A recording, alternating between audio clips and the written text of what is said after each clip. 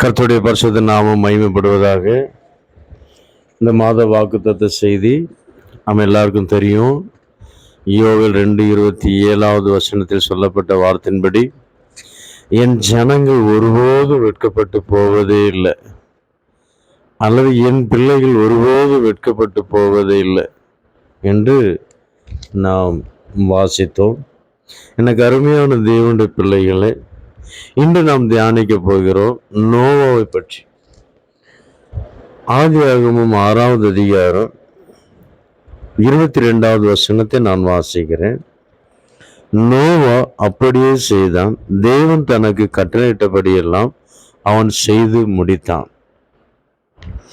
எனக்கு அருமையான தேவனுடைய பிள்ளையே, நாம் இந்த வசனத்துல வாசிக்கிறோம், தேவன் நோவாவுக்கு என்னென்னலாம் கட்டளையிட்டாரோ அதன்படி செய்து அவர் முடித்தார். முக்கியமாக நாம் அவர் என்ன கட்டளையிட்டார் என்று நமக்கு எல்லாருக்குமே தெரியும். கோப்பேர் மரத்தால் ஒரு பேழை உண்டாக்கு, நான் இந்த தேசத்தில் குடியிருக்கிற எல்லா ஜனங்களை பார்க்கலாம் உன்னை நீதிமானாக கண்டேன், உன்னை மாத்திரமல்ல உன் குடும்பத்தையும் நீதிமானாக கண்டேன். அதனால இந்த ஜனங்கள் எனக்கு விரோதமாக பாவம் செய்து அவர்கள் என்னை நாள்தோறும் என்னுடைய மனதுக்கு வேதனைப்படுத்துகிறவர்களா இருக்கிறார்கள்.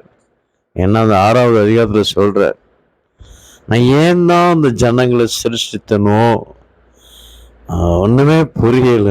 அவர் குழம்பி போயிட்டு இருக்கிறார். ஏன்னா அவ்வளோ பாவம் பெருகி போச்சு.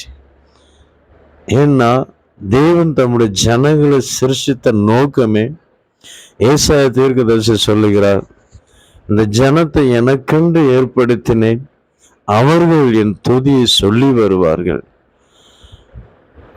தேவன் தம்முடைய ஜனத்தை உண்டாக்க நோக்கம் என்ன, படைத்த நோக்கம் என்ன? மனுஷர்கள் என்னை துதித்து கொண்டே இருக்கணும். எனக்கு அருமையான தேவனுடைய பிள்ளையே, ஆனால் மனுஷனை உண்டாக்கி அதற்கு பிற்பாடு தேவனை துதியாமல் போனபடினால பாவம் அவர்களுக்கு பிரவேசிக்க, தேவனை தூஷிக்க, தேவனுக்கு அதிகமாக துக்கப்படுத்த, இப்படியாக அவருடைய கிரியைகள் காணப்பட்டதினால தேவன் அவர்களை அழிக்க வேண்டும், ஒரு புது சந்ததி உருவாக்க வேண்டும் என்று அவர் திட்டம் பண்ணியிருந்தார். எனக்கு அருமையான தேவனுடைய பிள்ளையை, நான் ஷார்ட்டாக சொல்கிறேன். ஏன்னா நமக்கு நாட்களில் செய்தியை கேட்பதற்கு நேரம் இல்லை, ஒரு நிமிஷம் கூட கேட்பதற்கு நேரம் இல்லை. எனக்கு அருமையான தேவனுடைய பிள்ளையை, சோசியல் மீடியா அவ்வளோ ஒரு பெரிய ஒரு மீடியாவாக இருக்குது. ஏன்னா மணிக்கணக்கா தேவனுடைய செய்தியை கேட்பதற்கு விசாச நாட்களில் டைம் கொடுப்பதே இல்லை. ஆனால் அநேக தேவ ஜனங்கள் சோசியல் மீடியாக்களில் இருக்கிறது இல்லை. அவர்கள் அதிகமாக தேவனோடு அவர்கள் உறவைத்திருக்கிறார்கள். ஜெபத்தோடும் வேதம் வாசிப்பதோடும் தேவனுடைய ஆலயத்துக்கு செல்வதோடும் இப்படியாக தேவனோடு உறவைத்திருக்கிறார்கள். அவர்களை நாம் குறை சொல்லுவதில்லை. எனக்கு அருமையான தேவனுடைய பிள்ளைங்க, அதனால் நான் உங்களுக்கு ஷார்ட்டாக நான் சொல்ல விரும்புகிறேன். இந்த நோவாவை தேவன் பார்த்து சொன்னார், ஒரு பேழை உண்டாக்கு. அப்போ இந்த பேழை எப்படி உருவாக்கணும் எல்லாம் அவர் மேற்போட்டு கொடுத்திருக்கிறார், அதன்படி அவர் உண்டாக்கினார். ஆனால் சில பரிசுத்தவான்கள் சொல்லுகிறார்கள், வேதத்தை சொல்லப்பட்டிருக்கிறதா என்று எனக்கு சரியா வாசித்த எனக்கு ஞாபகம் இல்லை. உங்களுக்கு ஞாபகம் இருக்குமானால் கமெண்டில் சொல்லுங்கள் அது எந்த வசனம் என்று. ஒரு பரிசுத்தவான்கள் சொல்லுகிறார், நான் கேள்விப்பட்டேன், 120 வருஷம் ஆச்சுதான் தேவன் சொன்னபடி அந்த பேழை உருவாக்குவதற்கு 120 வருஷம் ஆனதாம். 120 வருஷம் அவர் பட்ட பாடுகள், பிரயாசங்கள், நிந்தைகள், அவமானங்கள், எவ்வளோ பிரயாசம் பண்ணினார்களாம். ஏன்னா அந்த பாவ சந்ததிகள், தேவனுக்கு விரோதமாக கிரியை செய்கிறவர்கள் நோவாவை எவ்வளோ பிரயாசம் பண்ணினார்கள். எனக்கு அருமையான தேவனுடைய பிள்ளையே, இவர் மழை வரப்போகுது என்று சொல்லுகிற, மழையா தண்ணீரா மழை வருமா? ஏன்னா அந்த தேசத்துல அப்போ மழையே வந்தது கிடையாது. அப்படிப்பட்ட ஒரு தேசமாக இருந்திருக்கிறது. எனக்கு அருமையான தேவனுடைய பிள்ளை, அப்படி இருக்கும்போது ஜனங்கள் நோவாவுடைய வார்த்தையை நம்புவார்களா? விரோதமாக தான் பேசியிருப்பார்கள் இல்லையா? எனக்கு அருமையான தேவனுடைய பிள்ளை, இப்போ நிந்தித்தார்கள், பரியாசம் பண்ணினார்களாம். எவ்வளோ பரியாசம் பண்ணியிருக்கிறார்கள். எனக்கு அருமையான தேவனுடைய பிள்ளை, ஆனால் நோவா, என் தேவன் சொன்னார், அவர் சொன்னதை செய்வார். ஒருபோது அதில் பின்மாற்றம் அடையவே செய்யலை. 120 வருஷம் ஜனங்கள் நிந்தித்து கொண்டே இருக்கிறாங்க. எனக்கு அருமையான தேவனுடைய பிள்ளை, ஒரு நாள் வந்தது, நோவாவின் குடும்பங்கள் உள்ளே பிரவேசித்தார்கள். மழை வந்தது. யார் யார் பரியாசம் பண்ணினார்களோ அழிக்கப்பட்டார்கள். நோவாவின் பேலை மேலே உயர எழும்பினது. எனக்கு அருமையான தேவனுடைய பிள்ளை, நீங்கள் ஒருபோது வெட்கப்பட்டு போவதே இல்லை. அவர் சொன்னதை நீங்கள் செய்யும் போது வெட்கப்பட்டு போவதே இல்லை.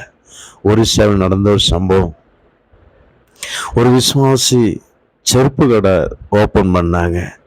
அப்போ எல்லாரும் பரியாசம் பண்ணாங்க, இந்த இடத்துல 2-3 செருப்பு கடை இருக்குது, இல்லை நீ ஓப்பன் பண்ணுறியே, இது நடக்குமா? வியாபாரம் நடக்குமா?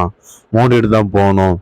அக்கம்பத்தில் உள்ள கடைக்காரர்களும் சொந்தங்கள் மத்தியிலும் நண்பர்கள் குடும்பத்திலும் கூட நண்பர்கள் மத்தியிலும் கூட அநேகர் பரியாசம் பண்ணினார்கள். வேறொரு இடத்துல ஓப்பன் பண்ணுப்பா, அது உனக்கு ஆசீர்வாதமாக இருக்கும் என்று. ஆனால் தேவன் எனக்கு இந்த இடத்துல தான் ஓப்பன் பண்ண சொல்லியிருக்கிறார், நான் இதில் தான் பண்ணணும். எனக்கு அருமையான தேவனுடைய பிள்ளை, ஆனால் அந்த கடைகளுக்கு விரோதமாக நான் வியாபாரம் பண்ணணும், அவர்களை அழித்து நான் முன்னேறி வரணும் அப்படின்ற ஒரு நோக்கத்தோடு நான் இதில் ஓப்பன் பண்ணலை. அவர்களும் ஆசீர்வாதமாக இருக்கணும்.